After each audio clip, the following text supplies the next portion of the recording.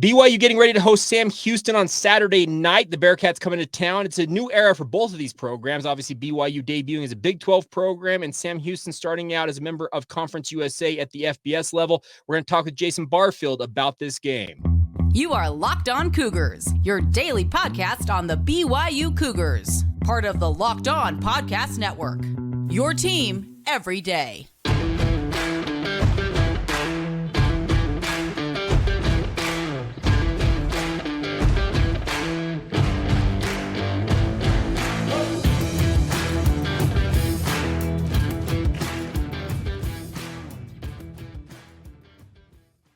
What's up, everybody? I'm Jake Hatch, your host here on Locked On Cougars, resident BYU insider. Thank you for making Locked On Cougars your first listen of the day. Appreciate all of you who are everydayers with us right here on the Locked On Podcast Network.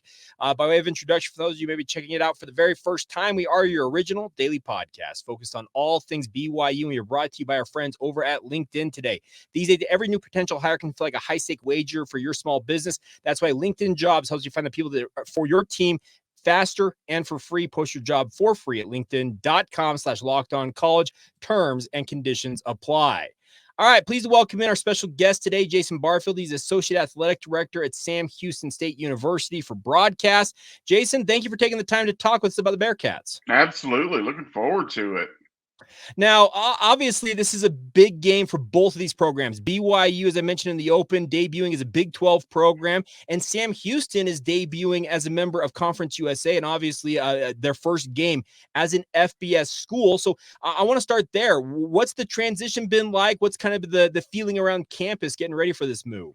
Yeah, there's a lot of excitement. And I think, having a team like BYU being that first game as an FBS school is big. I mean, it's a recognizable name. And, so I think it just shows the commitment that this program is making that, if we're going to step up and we're going to take this leap to the next level, you've got to play teams like this. And so I think, that shows the commitment to our fans that we're willing to move up and test ourselves like this. Now, Sam Houston, based in Huntsville, which is just north of Houston, and there are a number of, obviously, FBS and Power 5 programs clear across the state of Texas. Does it feel like they have carved out a nice niche for themselves where they're located, obviously, and just building up a nice little fan base? Yeah, I think so. When you look at the location, located on 45 between, Houston and Dallas, and it's really accessible. I mean, from an alumni standpoint, 60,000 alumni are in the Houston area. So, I mean, it really is. I mean, it's a major market. I mean, and that's one of the things I think that was appealing to Conference USA as well is even though we're not in Houston, there's certainly that draw, there's that pull.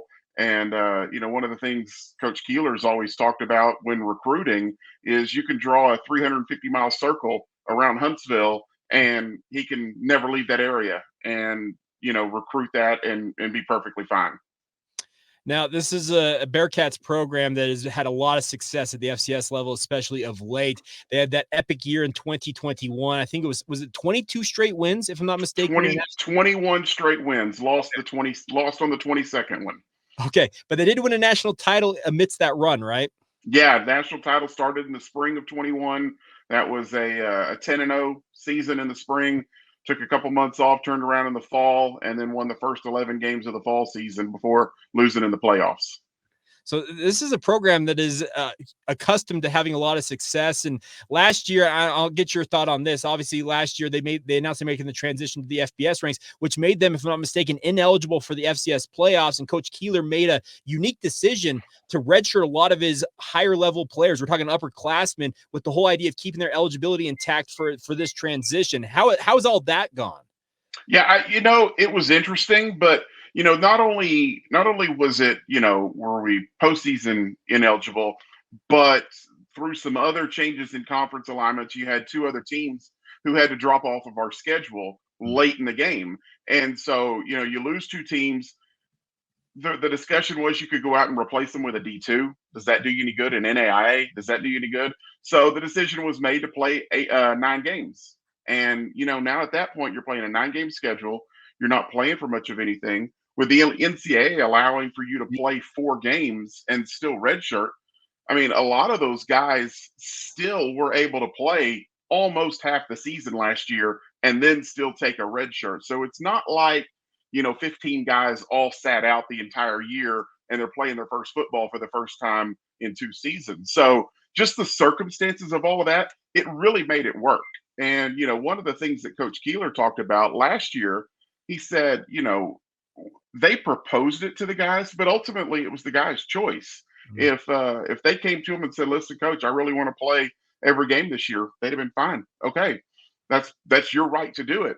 But these guys understood what the plan was, and they took it. And so, I think that says a lot about the team. I think a veteran team knows to make those decisions, and having been through everything they had gone through, winning 21 games in 2021, and everything they put in to do that, I think they wanted to be part of this transition as well.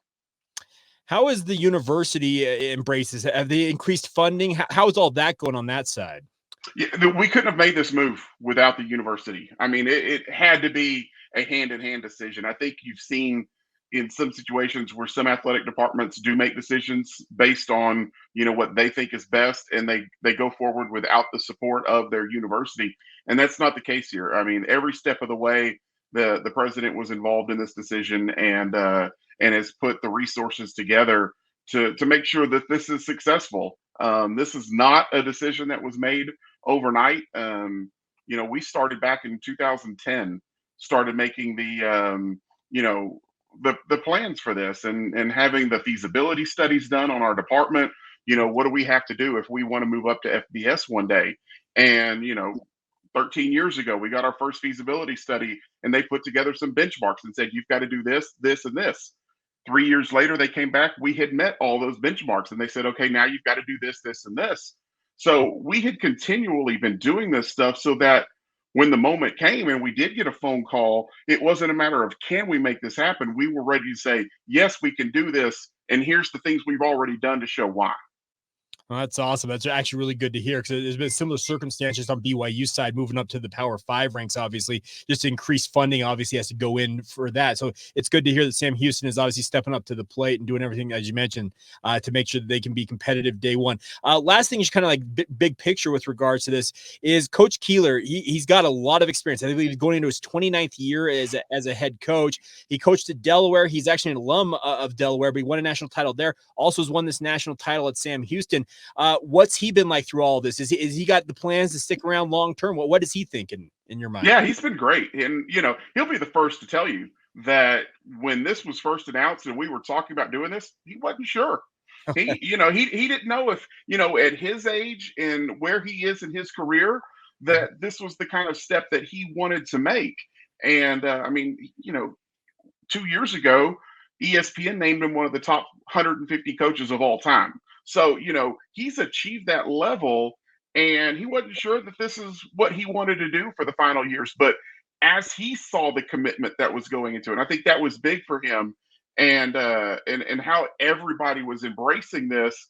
I think it's a challenge he's really looking forward to.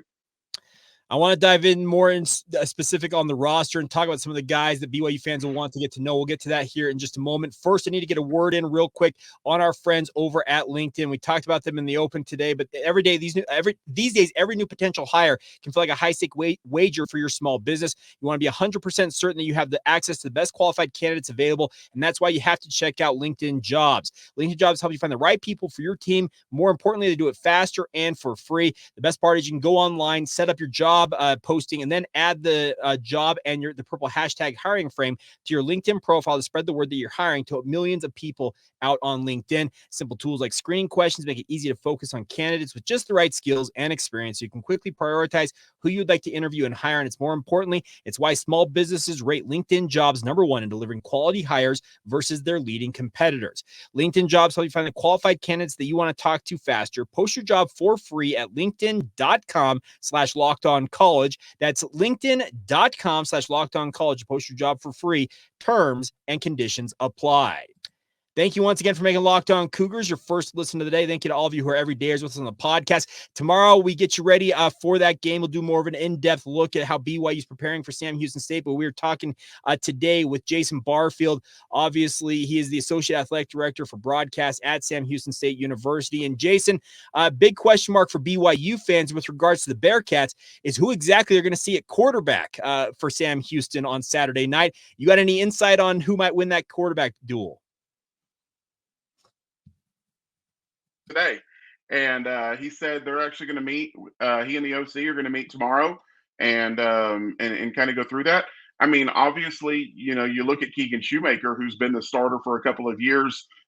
Certainly, he's got the leg up in this, and I think it would have to be his job to lose.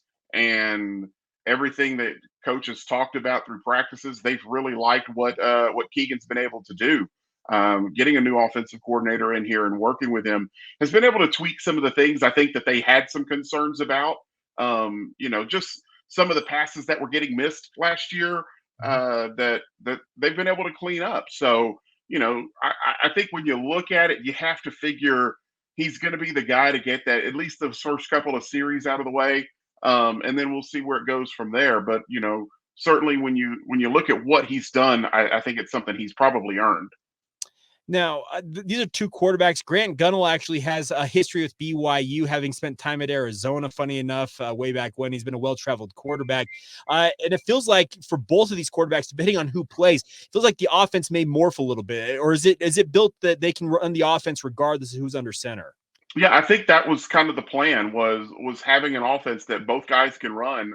It's going to be a little bit different for Sam Houston fans. This is going to be, a look that they're not used to seeing. I mean, typically, it's going to be a 3, 4, 5 wide type thing sometimes.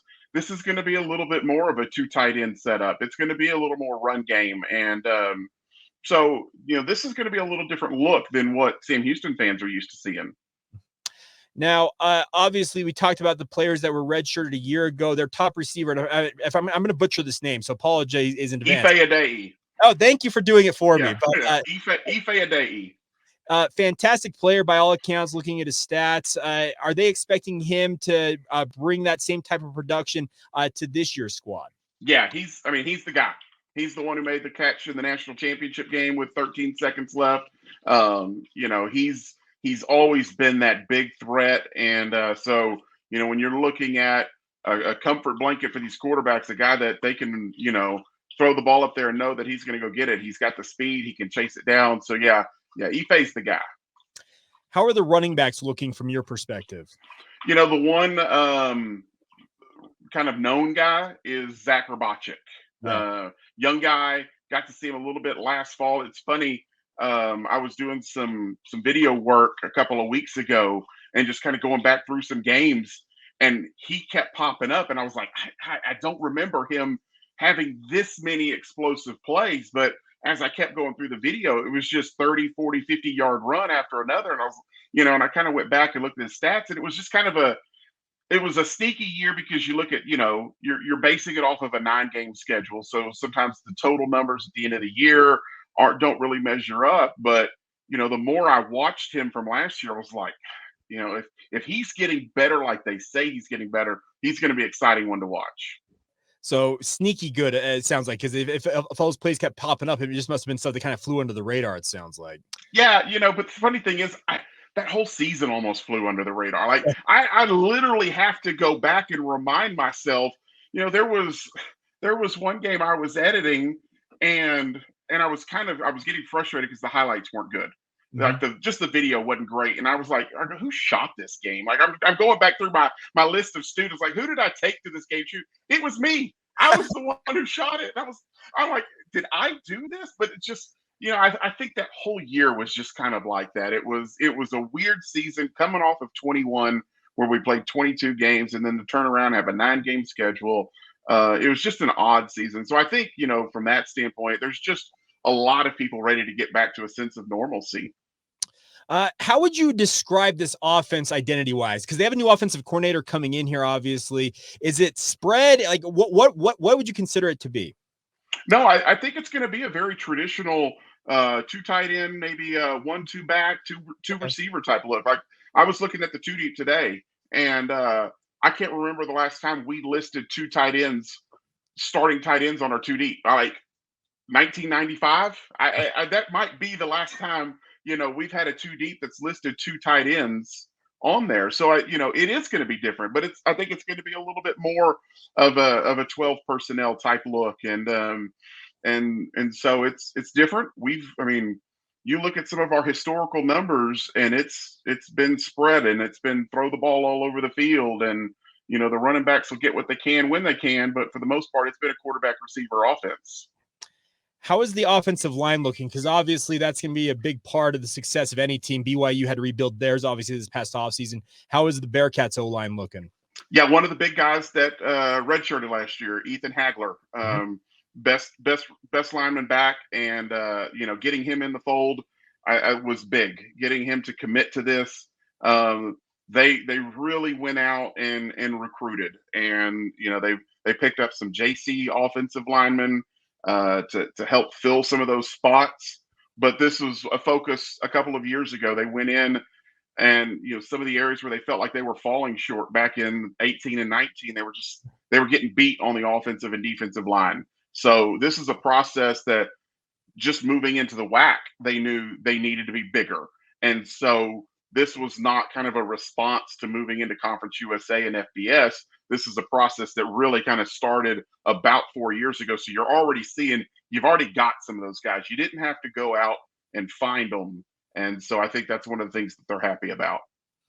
All right, I want to talk a little bit about the defense. We'll get to some of the defensive guys, because there's a couple of guys I've seen with my own eyes just watching some of the film from Sam Houston. I'm absolutely flabbergasted that they play for Sam Houston, because I think they're really, really good players. We'll get to those guys here in just a moment. I need to get another quick word in on our friends over at Perry Homes. They've been working on this for months now, my friends. Whether you're looking for your first home or you're ready to upgrade to your dream home, Perry Homes has a house for you. For 50 years, Perry Homes has been Utah's premier home builder with communities throughout the state. They have many communities, home designs, and price points to meet your needs. They have beautiful communities in Davis, Salt Lake, Tooele, and Utah counties all along the Wasatch Front. Also, multiple communities in southern Utah, in Washington County near St. George, if you want to go down that direction. The best part is they have over 50 unique home designs, from ramblers to 2 stories to townhomes, that all fit your needs. They have even have quick move-in homes available if you're ready to move now. So get on it, my friends. They're also offering generous financing incentives to their preferred lender right now as well. So visit PerryHomesUtah.com to see what's new in Utah's finest neighborhoods. That's PerryHomesUtah.com to learn more now. For 50 years, Utah has been coming home to Perry Homes. Thank you once again for making Locked On Cougars a part of your day, my friends. Thank you to all of you who are routinely checking this out. Quick reminder for you guys. Actually, it's not a reminder. This is an announcement. College football season is here, and the Locked On Podcast Network is kicking up our coverage with a new show called Locked On College Football Kickoff, live each Friday on the Locked On channels. It'll be live from 11 a.m. to 1 p.m. Eastern. That'll be 9 to 11 a.m. Mountain Time here in Utah on every Locked On College YouTube channel, including Locked On Cougars. It'll cover playoff implications, the conference rivalry games, and going in depth only like Locked On can, with insight and analysis from our stable of Locked On hosts, yours truly included. Check that out every single day. Find Locked On College Football Kickoff live every Friday, once again from 11 a.m. to 1 p.m. Eastern. That's 9 to 11 a.m. Mountain Time on any Locked On College YouTube channel. You won't want to miss it. Continuing our conversation now with Jason Barfield, Associate Athletic Director for broadcast at Sam Houston State. And Jason, with regards to the defense here, it feels like in many ways for Sam Houston, it really kind of begins and ends with Kavian Gaither. Am I right about that? Yeah, he's really talented. A name going into last year that we didn't know a whole lot about, and he's one of the guys though that when you look at kind of the effect of redshirting people, and we redshirted a ton on that defensive side, that gave other people a chance to play more that may not have. And I think that's one of the other effects of this, of sitting so many guys, is guys who may not have gotten as much playing time last season got a ton. And Kavion's one of those guys who really benefited from playing every snap, and he really came on. And I don't think anybody had him penciled in to have the kind of year that he did. And he took advantage of it and had a phenomenal season. Now, on the depth chart, I was looking at the 2 deep, just kind of getting ready for this interview and obviously getting ready for the game this week. It looks like, is it a 3-3-5 alignment, defensive identity-wise? It'll be interesting to see how they come out because, I mean, there's just so much talent, especially like at the linebacker spot. Yeah. There's so many good linebackers on this team that they're going to have to find a way to get these guys on the field. And so I'm actually kind of curious to see how they're going to do it. They've said that defensive line and linebacker are probably their strengths. So you may see more of a 7-man front. And but even today, Keeler was talking about how much he really likes the secondary he's got. So I'm curious to see kind of how we come out and play. I just know with the linebackers that we have, you got a lot of guys who are really talented, and they've got to find a way to get them on the field. Well, yeah, I'm looking at names like Markel Perry, Trevor Williams. Like, these guys are all dudes, just reading up on their statistics. They've been regular contributors, if not downright stars for this defense. Yeah, Markel was the guy last year who I think they intended to play. He was not one of the guys who was going to redshirt and was having a phenomenal game against A&M in the opener and got hurt and was going to miss about a month to a month and a half. So they were like, why don't we just sit out the rest of the year? There's no point in kind of rushing you back, but he was having a really good game against A&M. One of the guys that, like, Dave Campbell's Texas Football has already said, one of the top returning players in the state of Texas this year. And Trevor Williams is another one that, you look at his height, and I think we list him at 5'8.5". I'm not. He's got 5'9" on the depth chart I'm seeing. 5'9" on the depth chart, and that would be a quite the growth spurt over the last time that I saw Trevor. But he doesn't play that way, that's for sure. I mean, he's probably one of the most talented 5'8.5" linebackers that you're going to see. I mean, just kind of a sideline to sideline guy, super smart. He's the one that, you don't see the physical tools when you look at him, but once he starts playing and you're watching him play, yeah, he's a guy. Now, we talked about the offensive line. You said it was it's been a 4-year process to get bigger and obviously just get more size on the interior. Defensive line, do you feel the same way? Do they have the requisite size they need?